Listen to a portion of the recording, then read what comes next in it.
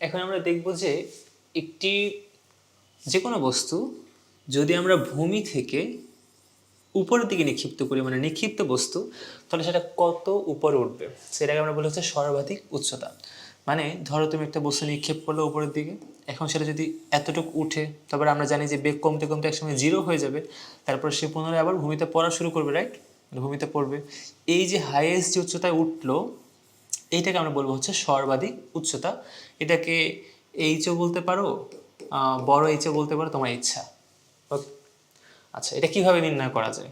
ধরো তুমি বস্তুটা নিক্ষেপ করছো হচ্ছে ইউ বেগে, তুমি এটাকে ইউ বলতে পারো আর বইয়ের ভাষায় ভি নটও বলতে পারো। আমি তো বললাম যে ইউ আর ভি নট কিন্তু সেম, মানে আদি বেগ, আর শেষ বেগটা হচ্ছে শুধু ভি। আচ্ছা, তো ধরো তুমি ইউ বেগে নিক্ষেপ করছো উপরের দিকে, আমরা জানি গ্রাভিটি হচ্ছে আমাদের কত, জি 9.8, তাহলে সে কত উচ্চতায় উঠবে? আচ্ছা, সেই উচ্চতাটা মেনলি আমরা বলছিলাম যে এটা এসও বলতে পারো তুমি, এইচও বলতে পারো, যেহেতু উপর নিচের এসটাকে আমরা এইচ বলতে পারি। এখন হচ্ছে আমরা কীভাবে নির্ণয় করবো? দেখো, এই এস ইউ ভি এদের সাথে সম্পর্ক কি, মানে এক সূত্রটা কি? সূত্রটা হচ্ছে v square equal to you square plus 2gh, এসের জায়গায় এইচ লিখলাম। এখন প্লাস কিন্তু উপর থেকে নিচে পড়ার সময়, বাট নিচে থেকে উপরে ওঠার সময় কিন্তু এখানে কি হয়ে যাবে বলো তো, মাইনাস হয়ে যাবে। মানে তোমার সূত্রটা এখানে প্লাস না হয়ে হবে হচ্ছে মাইনাস, মানে ইউ স্কোয়ার মাইনাস 2gh। ওকে, সবসময় মনে রাখবা, উপরে উঠতে গেলে হবে হচ্ছে মাইনাস, আর নিচে নামতে গেলে কী হবে বলো তো, প্লাস। আচ্ছা, এই শুধু দেখো আমরা কি কি জানি। ভি কত, মনে করো তোমাকে দিয়ে দিল, সরি ইউ কত আমি দিয়ে দিল, একটা সামথিং একটা মান দিয়ে দিল। এবার যখন সে সর্বাধিক উচ্চতায় উঠবে, তখন এই শেষ বেগ কিন্তু আমি জানি, কারণ আমরা জানি সর্বাধিক উচ্চতা মানে কি, যে বেগে গিয়ে থেমে যাবে, তাই না? সো থেমে যাওয়া মানে কত, থেমে যাওয়া মানে এখানে আমার শেষ বেগ ভি ইকুয়ালটা কত হবে, জিরো হবে। সো আমি ভিও জানি, ইও জানি। এবার জিতে আমি অলরেডি জানি, অলওয়েজ জানি 9.8, তাহলে আমার এইচ কত হবে?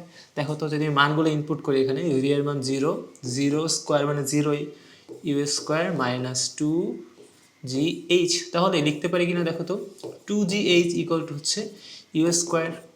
তাহলে আর লিখতে পারি কি দেখো তো, যে h equal to you square ভাগ 2g। এটাই হচ্ছে আমার h এর সূত্র। এটাকে আমরা h ম্যাক্সও বলতে পারি, কিংবা এটাকে বড় হাতের এইচও বলতে পারি, যার মান হচ্ছে আমার কত, ইউ স্কোয়ার ভাগ কত, 2g। যেখানে আমার শুধুমাত্র এই এইচ বের করতে, মানে সর্বাধিক উচ্চতা বের করতে একটা জিনিস লাগবে, সেটা হচ্ছে কি বলতো, ইউ লাগবে, কারণ ভি তো আমি জানি যে জিরো। সো তুমি যদি এই সূত্র মনে নাও রাখো, তুমি মনে রাখবা যে তুমি এখান থেকে তুমি চাইলেই সর্বাধিক উচ্চতা বের করতে পারবা। সো এই সূত্র তোমার মনে রাখতে হবে এমন না, জাস্ট আমি দেখালাম যে কীভাবে বের করা যায় সর্বাধিক উচ্চতা। দেখো, শুধুমাত্র ইউ এর উপর ডিপেন্ড করতেছে হাইয়েস্ট উচ্চতা কত হবে। ওকে, জি ধরো ফিক্সড আমাদের। সো ইউ কম হলে হাইট কম উঠবে, ইউ বেশি হলে হাইট বেশিতে উঠবে। এটা একদম বাস্তবের ক্ষেত্রে তুমি বুঝতে পারতেছো যে তুমি যদি জোরে নিক্ষেপ করো অনেক উপর উঠবে, আস্তে নিক্ষেপ করলে কম উপর উঠবে, তাই না? খুব ইজি। আচ্ছা, একটা এক্সাম্পল সেটা অঙ্ক করি আমরা। ধরো একটি বস্তু যদি উপরের দিকে 10 মিটার পার সেকেন্ড বেগে নিক্ষেপ করা হয়, তাহলে সে কত উপরে উঠবে? ওকে, এখন একটা কাহিনী আছে এখানে, যে এই নিক্ষেপ যে করলাম, এটা কিন্তু কোনো বাঁকা ভাগে নিক্ষেপ করা যাবে না, একদম কোনো দিকে বাঁকা হওয়া যাবে না, একদম খাড়া উপরের দিকে নিক্ষেপ করতে হবে, মানে একদম উপর দিকে 90 ডিগ্রি ভাবে, ভূমির সাথে 90 ডিগ্রি ভাবে নিক্ষেপ করতে হবে। ওকে, আচ্ছা, সো এটা কিন্তু বাঁকা নিক্ষেপ করা যাবে না। তো কত উপর উঠবে? ধরলাম যে বেগে নিক্ষেপ করলাম এটা হচ্ছে আমাদের ইউ বা ভি নট, যাই বলো না কেন। তাহলে আমরা জানি যে এইচ ইকুয়াল টু কি আমাদের, ইউ স্কোয়ার ভাগ 2g। তাহলে 10 এর স্কোয়ার ভাগ 2g, যা আসবে এটাই হচ্ছে কত আমাদের অ্যান্সার, 2 × 9.8, যেটা আসবে এটা হচ্ছে আমাদের সর্বাধিক উচ্চতা। ওকে, শেষ, খুবই সিম্পল। এবার হচ্ছে সর্বাধিক উচ্চতায় পৌঁছাতে অতিবাহিত সময়। মাত্র পড়লাম যে সর্বাধিক উচ্চতা যে উঠবে, এই উচ্চতাটা কতটুকু, রাইট? এবার পড়বো হচ্ছে এই সর্বাধিক উচ্চতা যে উঠলো, মনে করো একটা বস্তু তুমি নিক্ষেপ করলো উপরের দিকে, সে যে উঠলো, এই যে সর্বাধিক উচ্চতা আবার নামা শুরু করলো, এই যে উঠলো এই যে উচ্চতাটা, এটা উঠতে তার কত টাইম লাগলো, টি কত, এই তো বের করলাম মাত্র। এবার বের করবো হচ্ছে এই টাইমটা কত।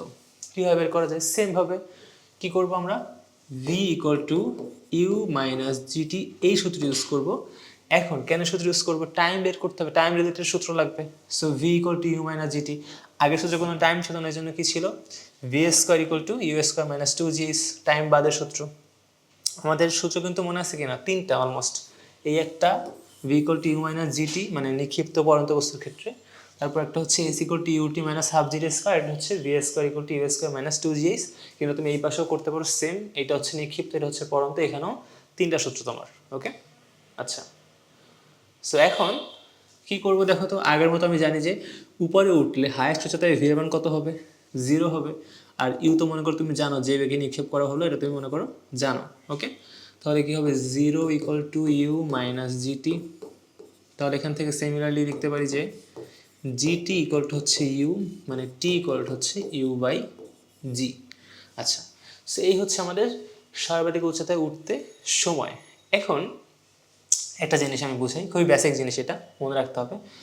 একটা বস্তু ভূমি থেকে মনে করো তুমি নিক্ষেপ করলা, এখানে বুঝাই, মনে করো একটা বস্তু নিক্ষেপ করছো, সামথিং একটা বেগে নিক্ষেপ করছো, মনে করো সামথিং একটা বেগে নিক্ষেপ করছো, সো এটা ভূমি থেকে 100 মিটার উপরে উঠলো। ওকে, 100 মিটার উপরে উঠলো।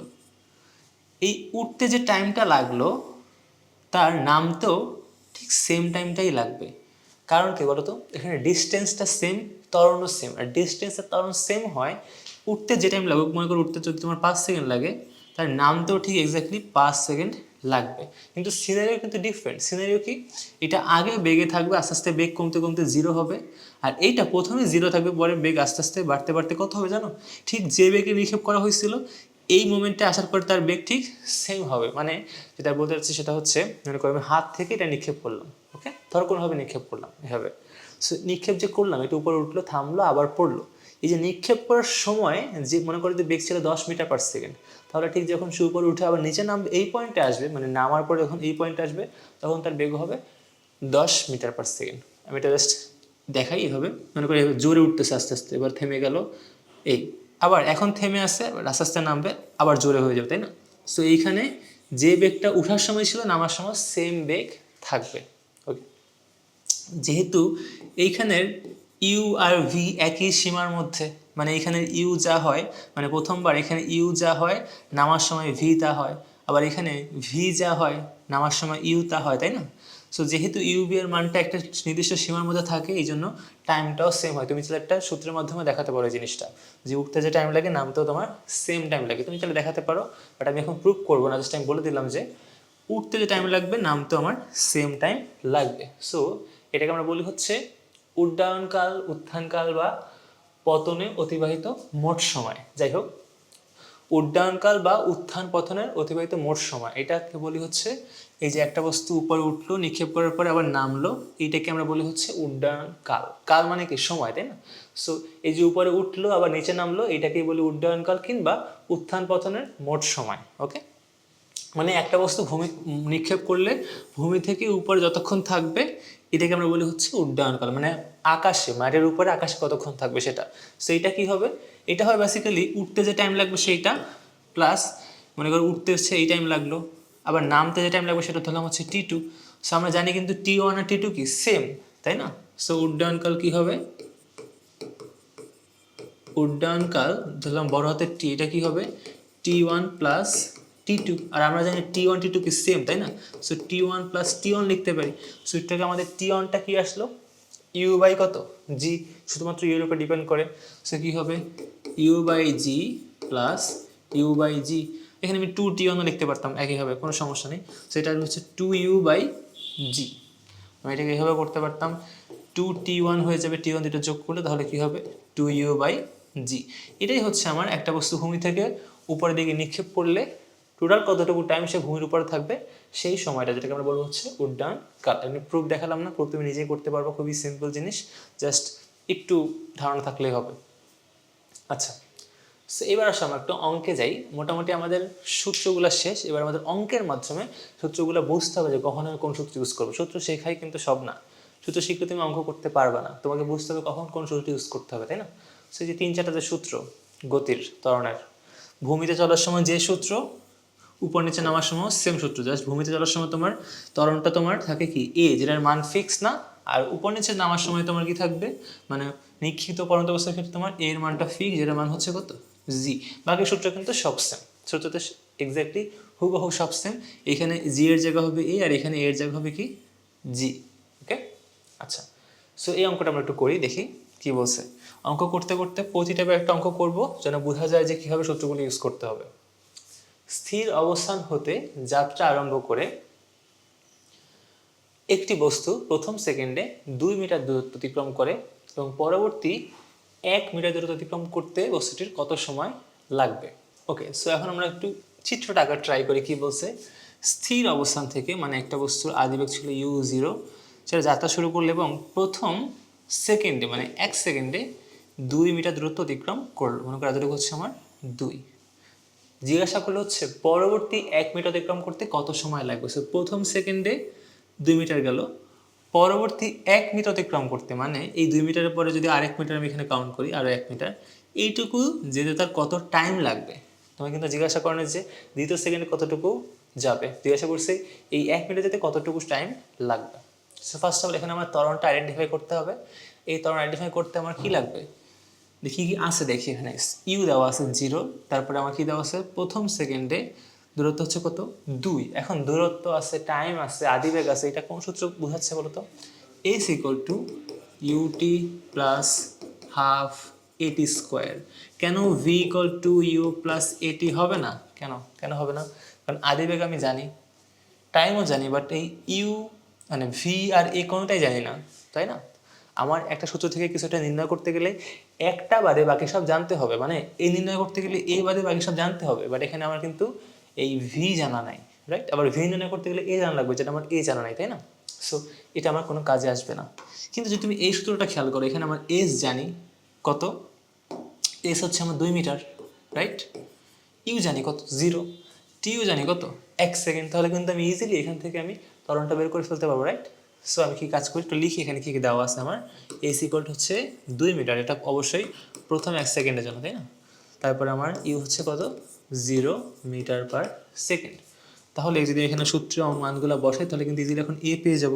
কি হবে, এস এর মান হচ্ছে 2 ইকুয়াল টু ইউ এর মান যদি 0 বসাই তাহলে 0 হয়ে যাবে, এখানে হয়ে যাবে কত হাফ এ, আর টি কত 1 এর স্কোয়ার। তো আলটিমেটলি এখানে আমার এটা থাকবে হচ্ছে হাফ এ 1 স্কোয়ার মানে তো 1, হাফ এ ইকুয়াল টু 2, তাহলে এ ইকুয়াল টু আমার কত হবে 4 এম এস ইনভার্স 2, হাফ এ সেখানে কী হয়ে যাবে কোণ হয়ে যাবে, তাহলে 4। তো আমি ত্বরণ পেয়ে গেছি, রাইট।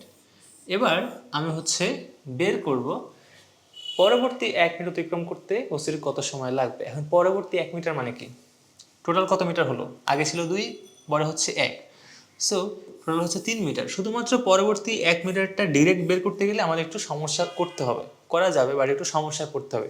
সো আমরা কি করব, আমরা হচ্ছে এই 3 মিটার যেতে কত টাইম লাগবে সেটা বের করব। 3 মিটার যেতে যত টাইম লাগবে সেটা বের করলাম, সেখান থেকে 2 মিটার টাইমটা বিয়োগ করবো। 2 মিটার টাইম তো আমরা অলরেডি জানি কত 1 সেকেন্ড না, তাহলে 3 মিটার টাইম থেকে 2 মিটার টাইম বিয়োগ করলে কিন্তু আমরা পেয়ে যাবো যে পরবর্তী 1 মিটার যেতে কত টাইম লাগবে। ওকে, তাহলে আমরা বের করবো হচ্ছে এখন আবার সেম সূত্র ইউজ করবো, s equal to ut plus half at square.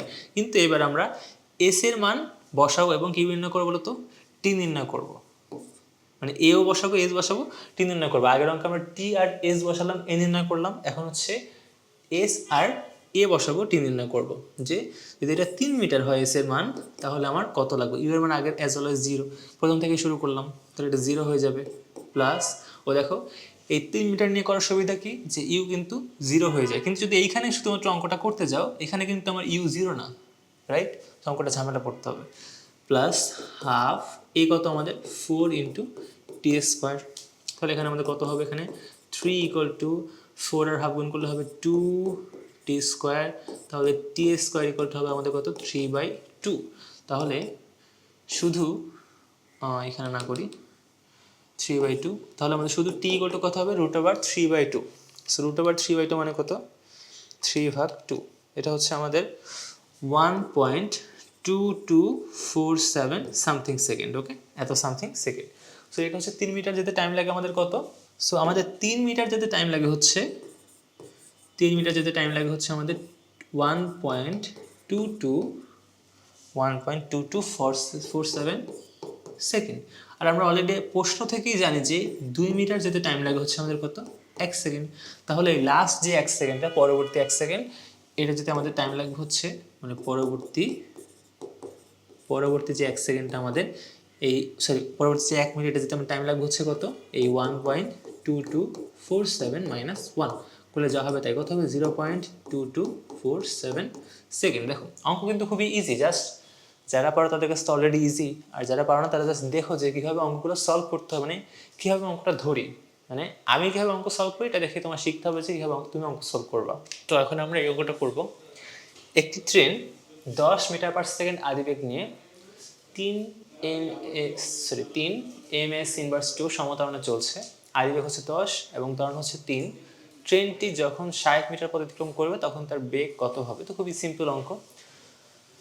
কি হবে এখানে দেখুন, আদিবেগ লিখে নিয়ে কত দেওয়া আছে, আমাদের দেওয়া আছে হচ্ছে 10 ms ইনভার্স 1, ত্বরণ হচ্ছে কত 3 ms ইনভার্স 2। দেখো এই অঙ্কটার মানে হচ্ছে তোমরা যেন বুঝো যে অঙ্কটা একটা কঠিন না, অঙ্ক আসলে সিম্পলি থাকে।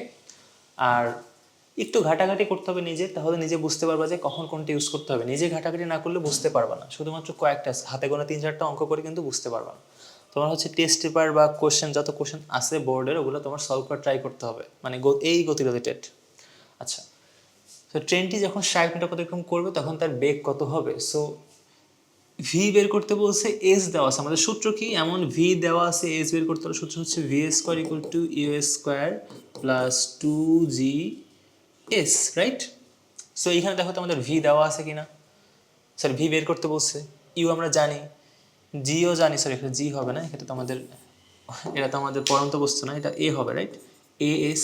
আচ্ছা, সো আমাদের এও আমরা জানি কত 3, আমাদের এসও দেওয়া আছে কত 60 মিটার, তাহলে আমাদের জাস্ট সিম্পলি এখান থেকে ভি বের করতে হবে, যখন সে 60 মিটার অতিক্রম করবে তখন তার বেগটা কত হবে। সো আমরা জানি এখান থেকে কী হবে, v equal to root over root করে দিতে হবে, শুধুমাত্র ভি নির্ণয় করতে হবে, কী হবে u square plus 2a s. তাহলে ভি এর মান কত আমাদের 10 এর square plus 2 into 3 into s এর মান কত 60। সো এইটা করলে যা হবে এটাই হচ্ছে আমাদের মান। সো দেখি করে কি আসে, 100 প্লাস 2 ইন্টু 3 ইন্টু 60, ওটা আবার অ্যান্সার কত হবে আমাদের 21.447 মিটার পার সেকেন্ড, এটাই আসে। সো আগে ছিল বেগ 10, যখন সে 60 মিটার অতিক্রম করবে তখন তার বেগ হবে হচ্ছে 21, একদম সিম্পল অঙ্ক। সো একটি বস্তু, এবারে অঙ্কটা দেখো, একটি বস্তু প্রথম 2 সেকেন্ডে 30 মিটার ও পরবর্তী 4 সেকেন্ডে মানে ওই 2 মিটার ওই 2 সেকেন্ডের পরবর্তী 4 সেকেন্ড, নট প্রথম থেকে 4 সেকেন্ড, প্রথম 2 সেকেন্ডে 30 এবং পরবর্তী 4 সেকেন্ডে 150 মিটার গেল। ত্বরণ অপরিবর্তিত থাকলে বস্তুটি এরপর 1 সেকেন্ডে কতটা পথ অতিক্রম করবে? মানে ওই লাস্ট 1 সেকেন্ডে এই প্রথম 2 এবং তারপরে আরও 4, প্রথম 2 পরে আরও 4, কত হলো টোটাল 6 হলো, তাই না? তাহলে এই 6 সেকেন্ড গেল, পরবর্তী 1 সেকেন্ড মানে সপ্তম সেকেন্ডে সে কত দূরত্ব অতিক্রম করবে, এটা তোমাকে নির্ণয় করতে বলছে। ওকে, সো এখন এটা তো আমরা জানি যে পরবর্তী 1 সেকেন্ড মানে যে কোনো জাস্ট 1 সেকেন্ডে, এখানে পরবর্তী 1 সেকেন্ডটা কোন সেকেন্ড, সপ্তম সেকেন্ড, তাই না? সো সপ্তম সেকেন্ডে অতিক্রম দূরত্বের সূত্র আমাদের কি ছিল, আমরা জানি যে এস ইকুয়াল টু হচ্ছে s t is equal to হচ্ছে ইউ মাইনাস, সূত্রটা কি ছিল দেখে নিই আমরা, u plus a into t minus half, বা এইভাবে লেখা যায়, কি লেখা যায়, এটাকে আরও লেখা যায় হচ্ছে s equal to u plus half a into 2t minus 1, s equal to u plus half a into 2t minus 1। সেটা তুমি সূত্র দ্বারাও করতে পারো, মুখস্থ সূত্র দ্বারা করতে পারো, তুমি নিজের ইচ্ছা মতো করতে পারো, এই সূত্র দ্বারা করলে তোমার অঙ্কটা ইজি হবে। কিন্তু দেখো তো এখান থেকে করতে তোমার কী লাগবে, ওই টি তো লাগবেই, মানে কোন সেকেন্ডের জন্য নির্ণয় করো সেটা তো লাগবেই, আবার লাগবে হচ্ছে তোমার ত্বরণ লাগবে এবং আদিবেগ লাগবে। এখন এই অঙ্কে আমার ত্বরণ আদিবেগ কত আছে আমরা কি জানি, দেখি তো। দেখো, একটি বস্তু প্রথম 2 সেকেন্ডে 30 মিটার যায়, পরবর্তী 4 সেকেন্ডে 150 মিটার যায়, আদিবেগও বলা নাই, ত্বরণও কিছু বলা নাই। সো আমাদেরকে আদিবেগ ত্বরণ দুইটা নির্ণয় করতে হবে, না হয় কিন্তু আমরা এখান থেকে ওই যে half a into 2t minus 1, এখান থেকে আমরা করতে গেলে কী লাগবে, এও লাগবে, টিও লাগবে, ইও লাগবে। আমাদের টি জানি কিন্তু এ আর ইউ জানি না, এখান থেকে এ আর ইউ না জানা গেলে কিন্তু ওই পরবর্তী 1 সেকেন্ড মানে সপ্তম সেকেন্ডে কত পথ অতিক্রম করলে সেটা কিন্তু বের করা যাবে না। সো আগে আমরা এই কাজটা করবো, কীভাবে নির্ণয় করা যায় দেখি।